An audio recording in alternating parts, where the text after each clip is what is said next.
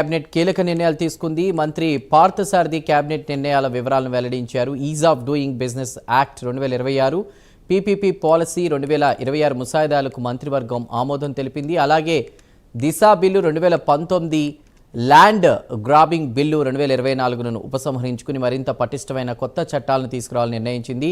Urban development అథారిటీల పునర్వ్యవస్థీకరణ, పాదాచారుల భద్రత policy వంటి ప్రతిపాదనలు ఏవైతే ఉన్నాయో వాటికి కూడా కేబినెట్ గ్రీన్ సిగ్నల్ ఇచ్చింది.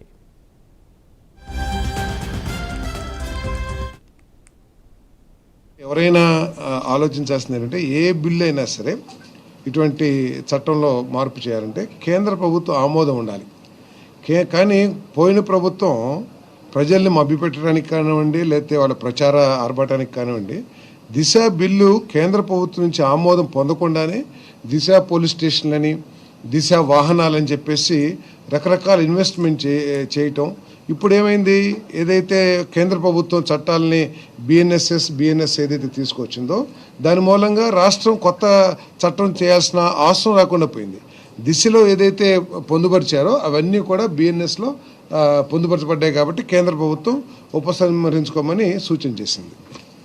మన రాష్ట్రంలో దాదాపు 5.79 లక్షల ఎకరాల్లో 55 లక్షల టన్నుల ప్రొడక్షన్తో మరి ఆక్వా రంగం ఒక ప్రముఖ రంగంగా మన రాష్ట్రంలో ఉన్న విషయం అందరికీ తెలిసిందే.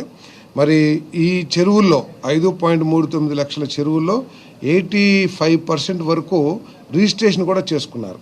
వారందరికీ కూడా ఈ సబ్సిడీ వర్తిస్తుంది.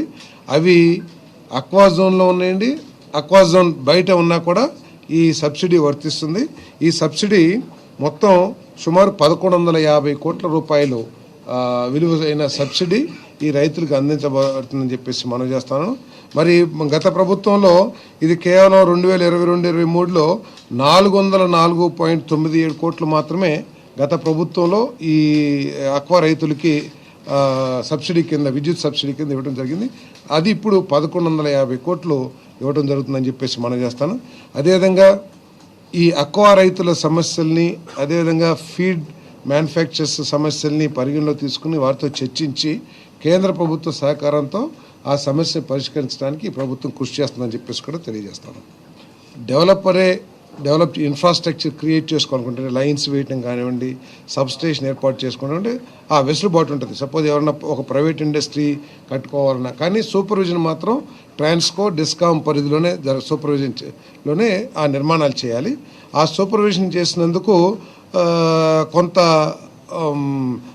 సూపర్విజన్ ఛార్జెస్ కలెక్ట్ చేయబడుతుంది. దాన్ని 2.5% తగ్గించమని ఏదైతే ఏపీఎస్సీ కోరిందో ఆ ప్రతిపాదనని మంత్రిమండలి ఆమోదించడం జరిగిందని చెప్పేసి తెలియజేస్తాను.